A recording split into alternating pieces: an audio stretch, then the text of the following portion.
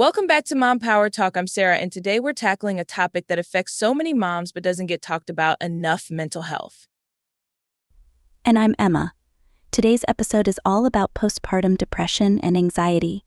These are real challenges that many mothers face, and we're here to open up the conversation, share information, and hopefully provide some comfort and support.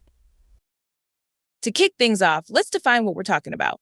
Postpartum depression and anxiety are serious mental health conditions that can occur after giving birth. While it's common to experience baby blues, in the first couple of weeks, postpartum depression and anxiety are more intense and longer lasting.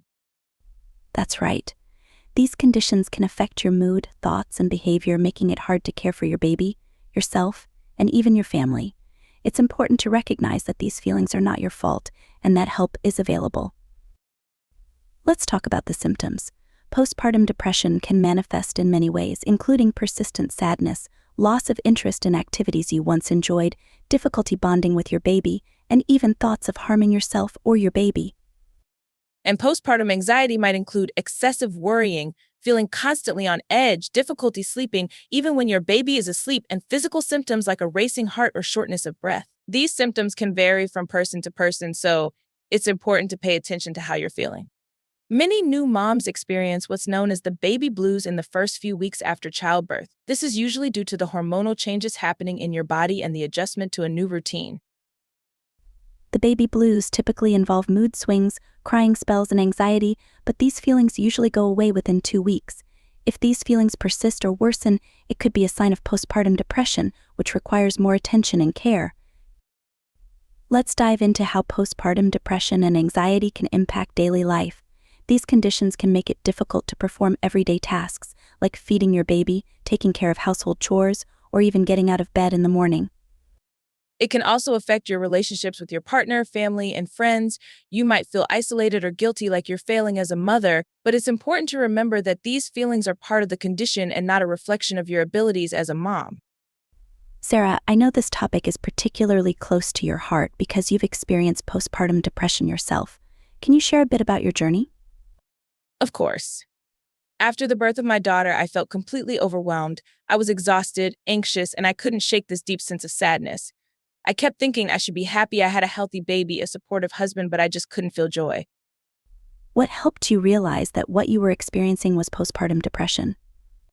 It was when my husband pointed out that I wasn't acting like myself. I was crying all the time, and I didn't want to leave the house. Eventually, I reached out to my doctor, who confirmed that I was dealing with postpartum depression. Getting that diagnosis was a turning point for me because it meant I could start getting the help I needed.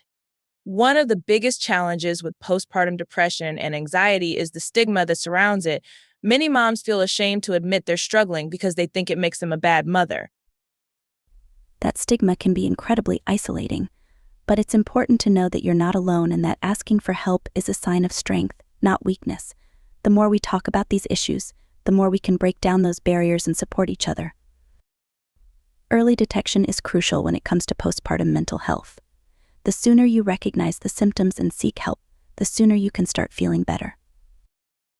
That's why it's so important to pay attention to how you're feeling in those first few weeks and months after giving birth. Don't ignore the signs, and don't be afraid to talk to your doctor about what you're experiencing. Partners play a key role in supporting a mom who is dealing with postpartum depression or anxiety.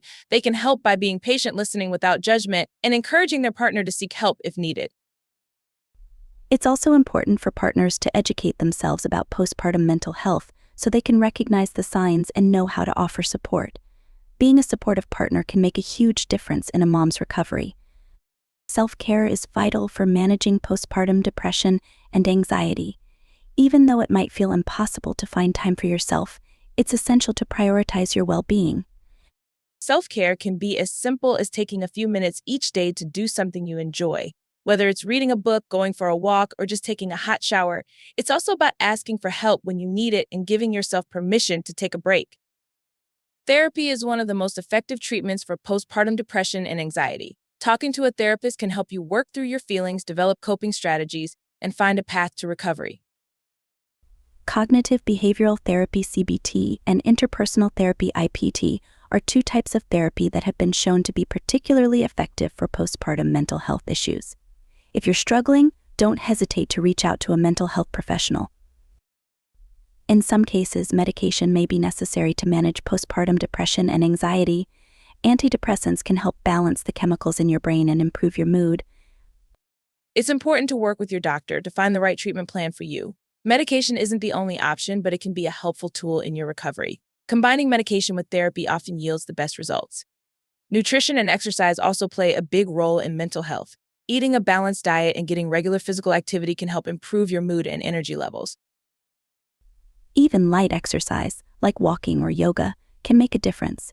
It's about finding what works for you and making it a regular part of your routine.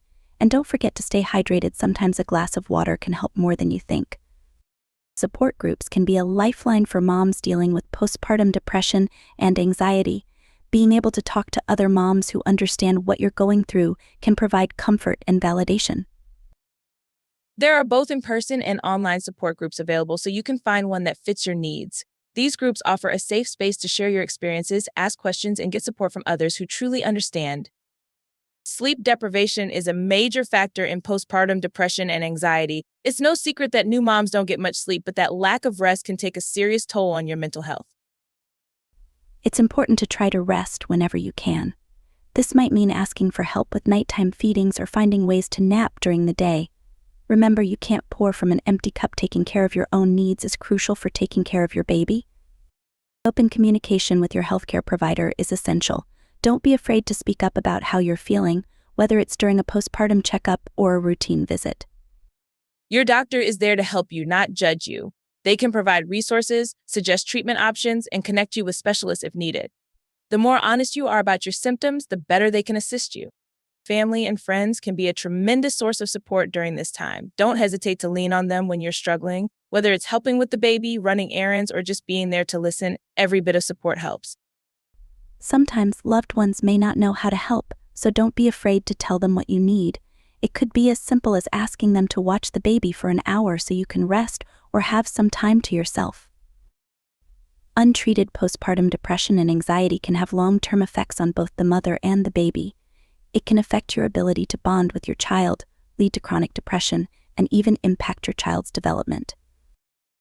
That's why it's so important to seek help as soon as you notice the symptoms. The earlier you start treatment, the better the outcomes for both you and your baby. Remember, taking care of your mental health is an investment in your family's future. There are many resources available for moms dealing with postpartum depression and anxiety. Organizations like Postpartum Support International offer a wealth of information, support groups, and hotlines. Don't hesitate to reach out to these resources if you need help. You don't have to go through this alone. There's a whole community out there ready to support you. Emma, you've also had your own experience with postpartum anxiety. Can you share a bit about that? Yes, I struggled with postpartum anxiety after my second child was born. I was constantly worried about everything, whether my baby was eating enough, sleeping enough, even breathing properly. It got to the point where I couldn't sleep because I was so anxious. How did you manage to overcome it? I finally reached out to a therapist who helped me work through my anxiety. I also started practicing mindfulness and deep breathing exercises, which made a huge difference. It wasn't easy, but getting the right help made all the difference. To all the moms listening, we want you to know that you're not alone in this. Postpartum depression and anxiety are real and serious, but they are also treatable. With the right support and resources, you can and will get through this. Remember, it's okay to ask for help. You're doing an amazing job, and taking care of your mental health is just as important as taking care of your baby. There is hope, and there is a light at the end of the tunnel. Thank you so much for joining us on this important episode of Parenting Mom Power Talk. We hope this conversation has provided you with valuable information, support, and encouragement. If you or someone you know is struggling with postpartum depression or anxiety, please reach out for help. You don't have to go through this alone. And remember, it's okay to prioritize your mental health. Be sure to subscribe to our podcast for more episodes on motherhood, parenting, and mental health. We're here to support you every step of the way. Until next time, take care of yourselves and each other.